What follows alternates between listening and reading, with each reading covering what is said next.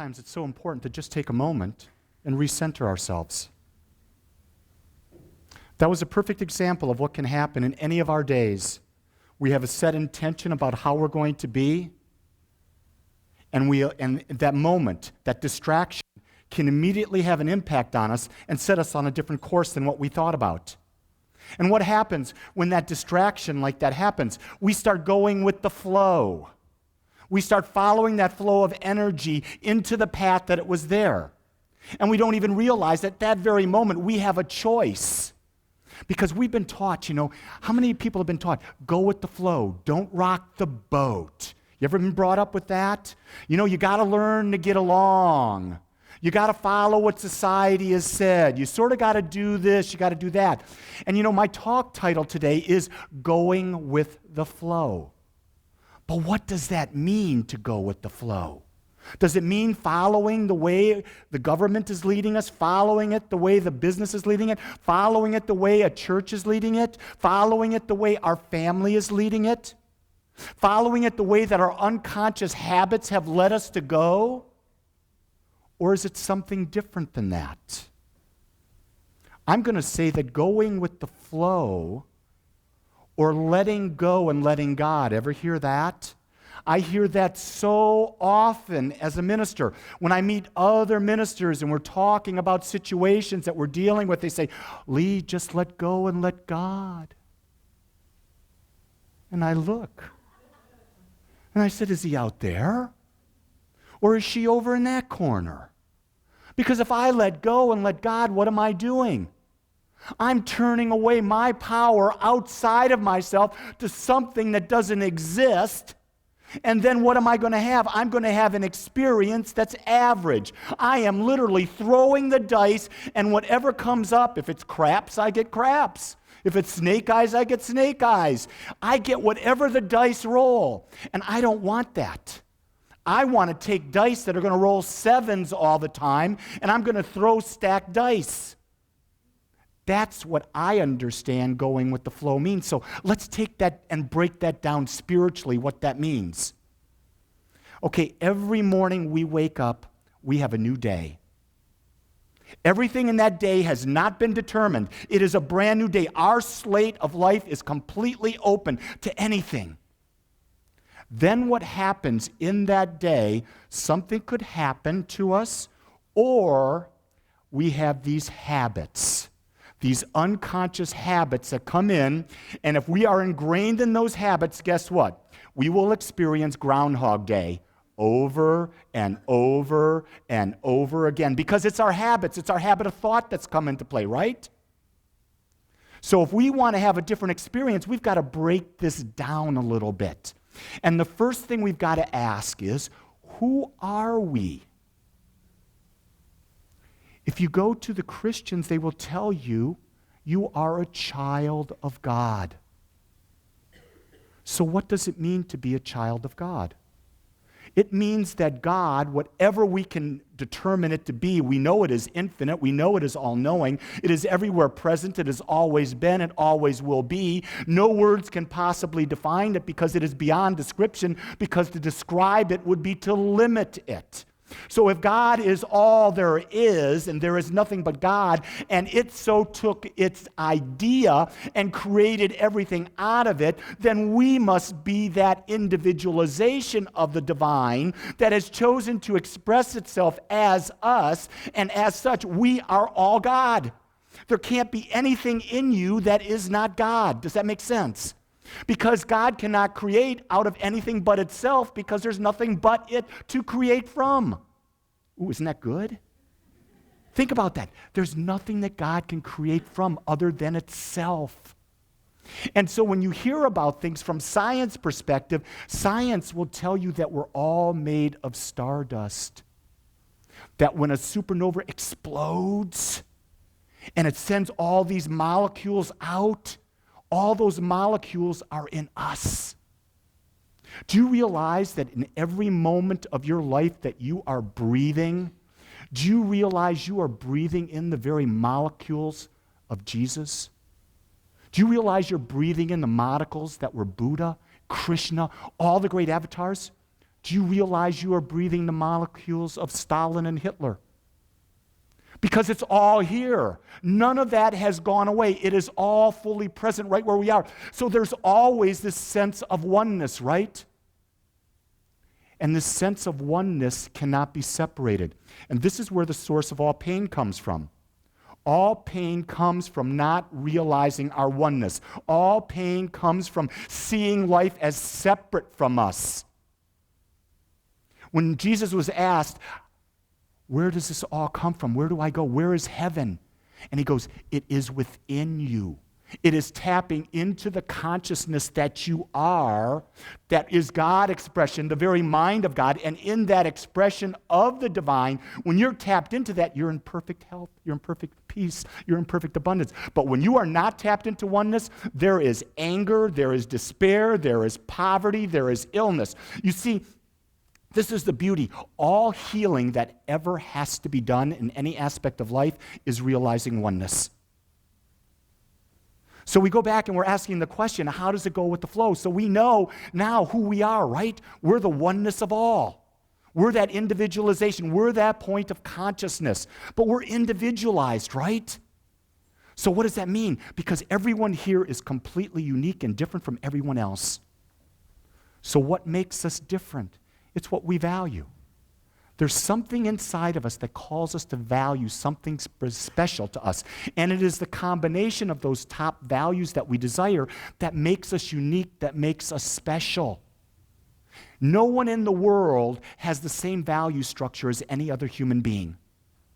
And this is really key. You got to understand this. If no one else has the same value structure as anyone else, then if you expect someone to live up to your idea, you're going to be gravely hurt over and over and over again because they don't value what you value.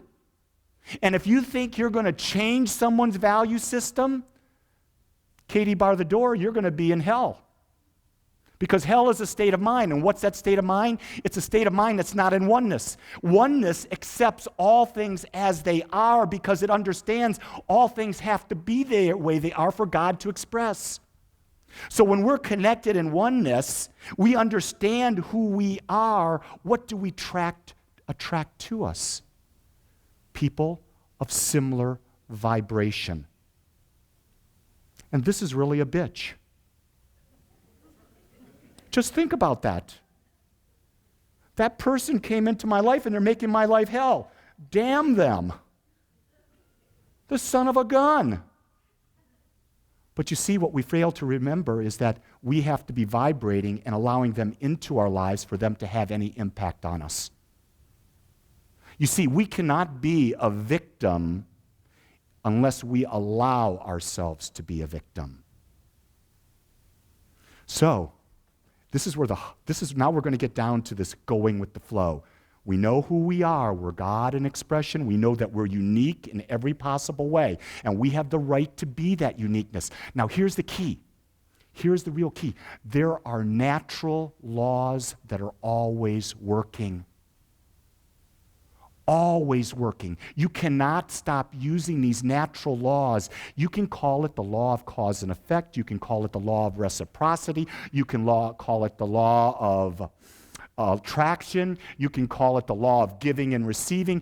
Call it Babalooey. It doesn't matter what you call it. It's always working. And what does that law do? It takes the sum total of the thought vibration that you are, and it creates experience. You can't run from it because the sum total of the thought vibration that each of us is putting out an energy, and it becomes a magnetic field that must attract to us that which is like us. If it is not like us, the energy field we have repels. Does that make sense? I'll give you a great example. There are times, very few, but I am in a wonderful relationship. This next week, I think we celebrate 41 years of marriage, which is, to me, I don't know how it's possible because I'm only 32 years of age. I don't want to admit anything above that because I don't feel anything different than that. But there are moments when either of us may not be a vibrational match. And what I've learned in my life is that when we are not a vibrational match, or my wife has learned when we're not, we go away from each other. We move away because, you see, if we come together and try to deal with an issue or a problem at the level of consciousness in which that problem is created, what are we going to do? We're going to create more of the problem. Do you see, that's the natural law. Where are we putting our energy? Where are we putting this idea of who we are? And when we focus on a problem, we get more of the problem. I'll give you a great one. This is a lesson I got from my son Stephen in the back. And Stephen and I, for years now, have argued. We have argued vehemently about the impact of the banking industry on our economy. We have argued vehemently about the government's impact on our lives. And I have argued with him about how wealth was taken away from people because of what happened in 2008 and how nothing has happened there. Do you know what I realized on Monday? This last week, this was my realization on Monday. I was on a prayer call with my prayer partner, Reverend Marcia. And she asked me what I wanted prayer for. And I was still arguing with Stephen. I want you to know I disagree with him 100%. He says, it's all good. It's all part of God's plan, all that. My son was right. What I came to understand was this. My accepting that the banking industry could do this, my accepting that the government would have an impact on me, was doing what? I was saying my consciousness is limited. I was blocking an abundant flow in my life because I had a belief that it was outside of me. Do you see the revelation? How many times have we been fed over and over the government? They know what's best for us. How many times have we been told it's the corporate structure? How many times have we been fed that we've got to rely on all this outside of ourselves? And what have we done? What have I done? I don't care what you've done. What have I done? I bought into it, and I thought I was spiritual poobah. I'm not spiritual poobah. I'm just Lee. I'm Lee going through this journey just like you're going through this journey. And what we're doing together is we're sort of mirroring back to each other what's going on in our lives so that we can get clearer being with each other. And when we get clearer being with each other, what happens? We're able to shift our lives. It was so beautiful. Last night, we had our annual Christmas party at our home. And there were a lot of wonderful people. Our house was overflowing with people. If everyone who wasn't there last night had come, you'd have been in my neighbor's house. I want you to know that.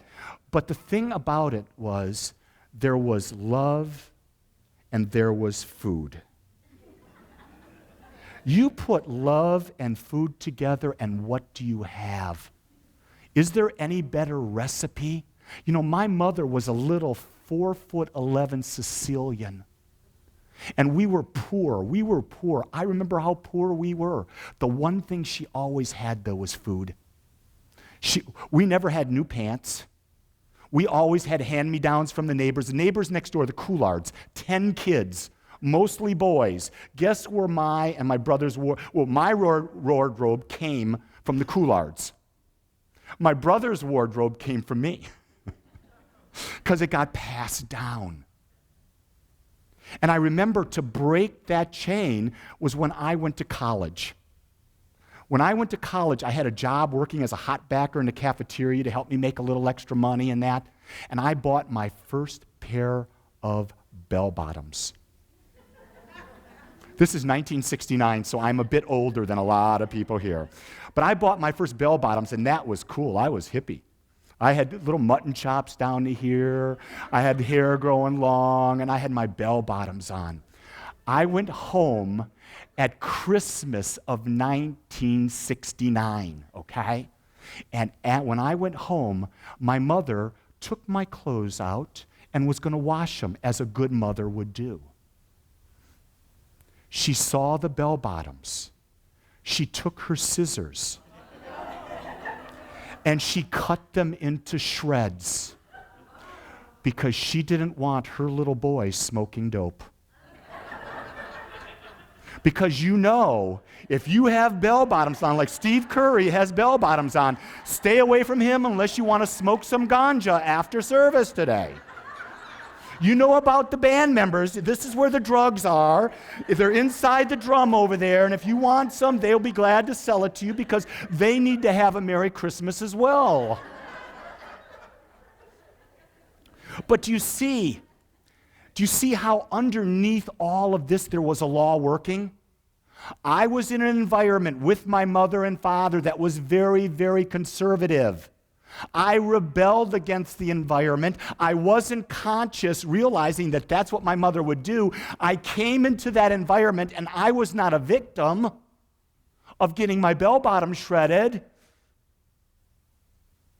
I was an unconscious participant in the experience. I was unconscious in what the flow of life was doing.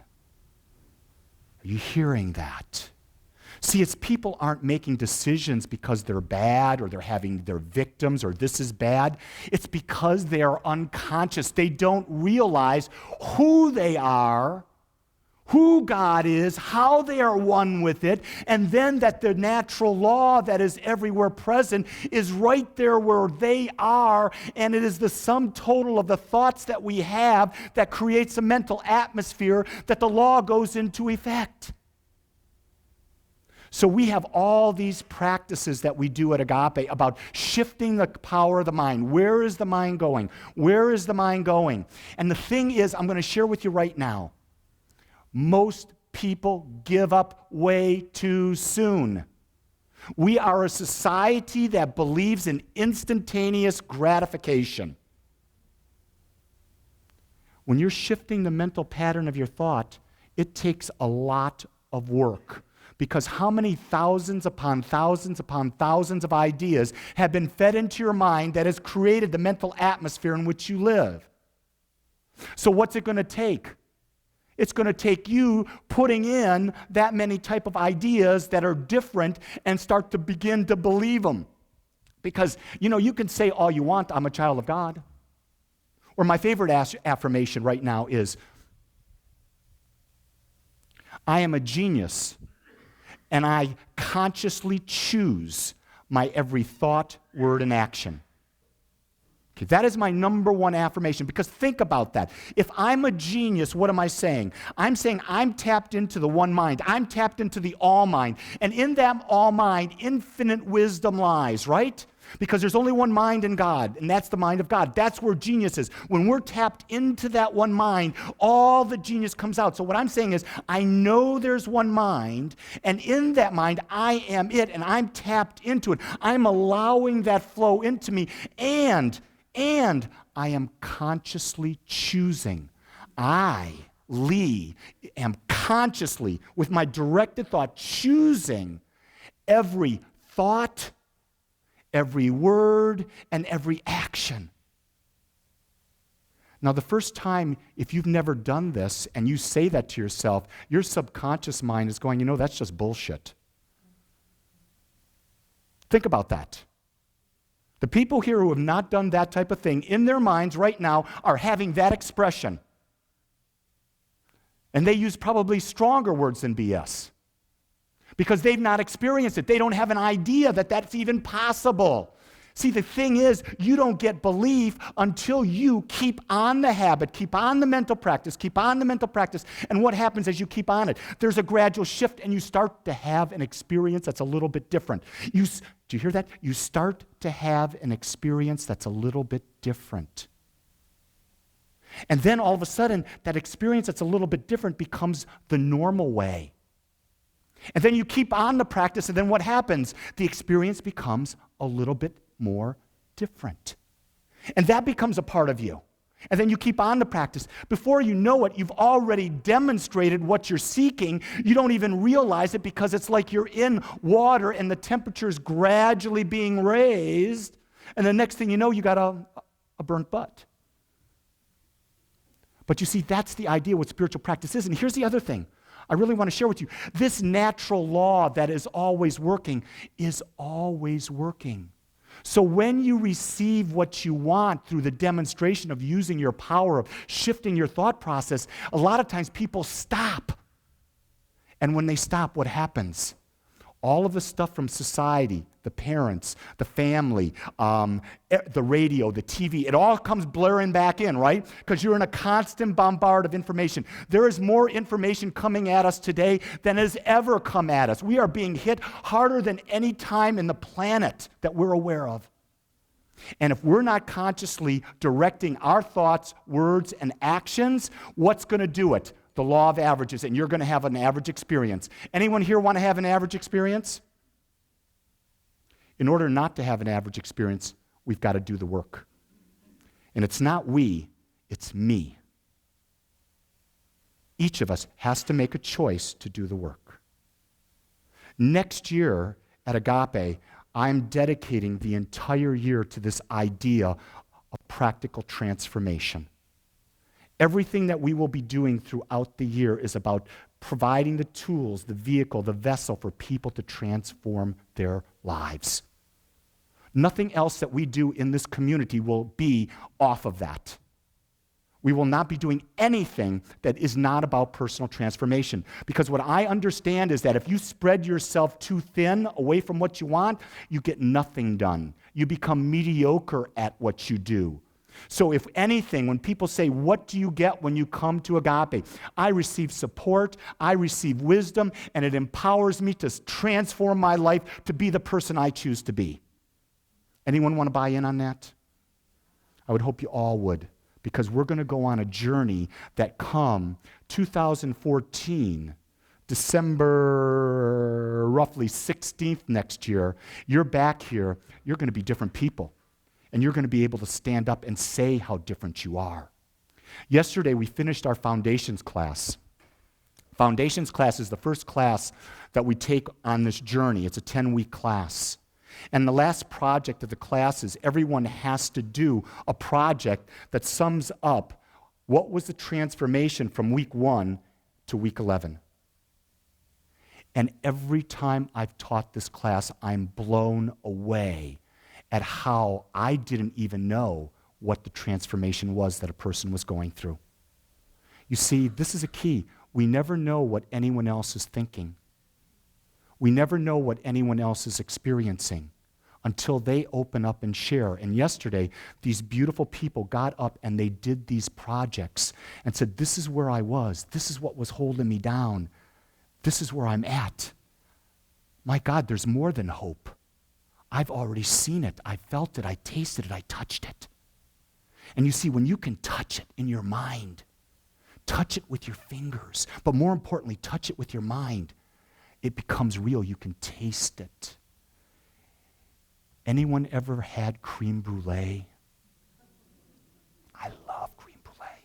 I've had creme brulee all over the United States, in Maui, in Canada, in Mexico. I had creme brulee in India. Everywhere I've gone, I've had creme brulee. Now, I'm a vegan. And you might say, how does creme brulee fit in with being a vegan? It doesn't. But you know what? I can choose. And I choose to cheat. So Friday, I did this most beautiful wedding of a congregant of ours. And where did we go afterwards? Remember now, I'm a vegan. Law of attraction is working, would you not say? We went to the new Brazilian steakhouse in Frisco. And it was one of the greatest evenings because at that steakhouse was this most magnificent salad bar. And I just did all the salad bar, and I want you to know there were hunks of meat everywhere.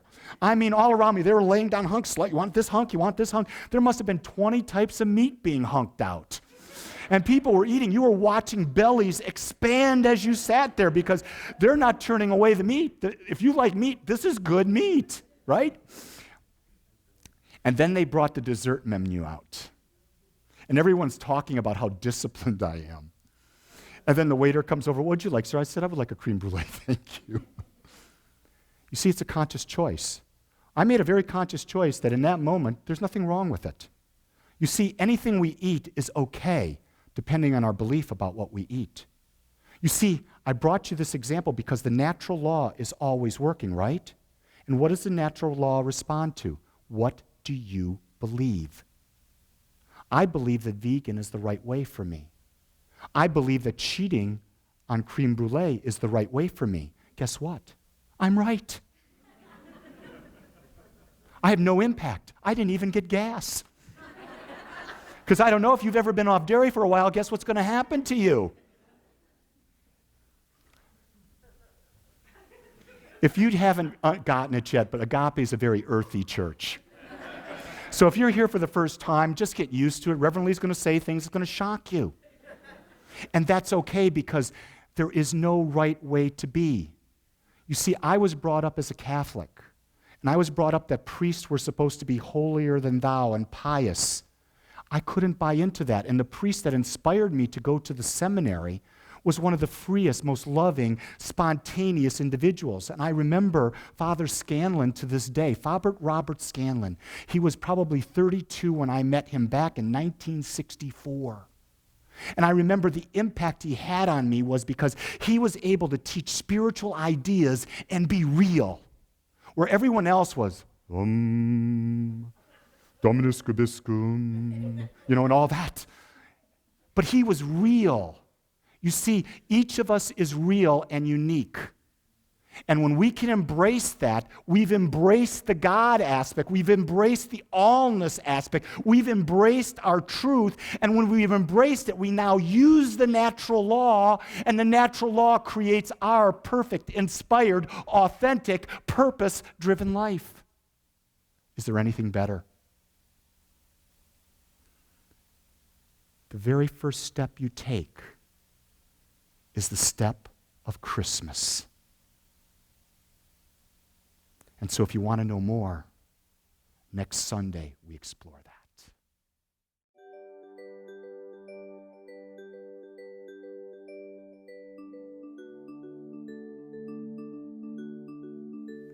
I want to thank you for joining us today. I am so grateful that you took your time to watch or listen to this message. If you found this message beneficial, I would ask you to go to our website. Once there, click on the Contribute button and experience the joy of conscious and purposeful giving. It is through your gifts that we are able to bring this message to the world. I would also ask you to please share this message with anyone you feel might benefit. Again, I want to thank you for joining me and the Agape community as together we bring joy to life.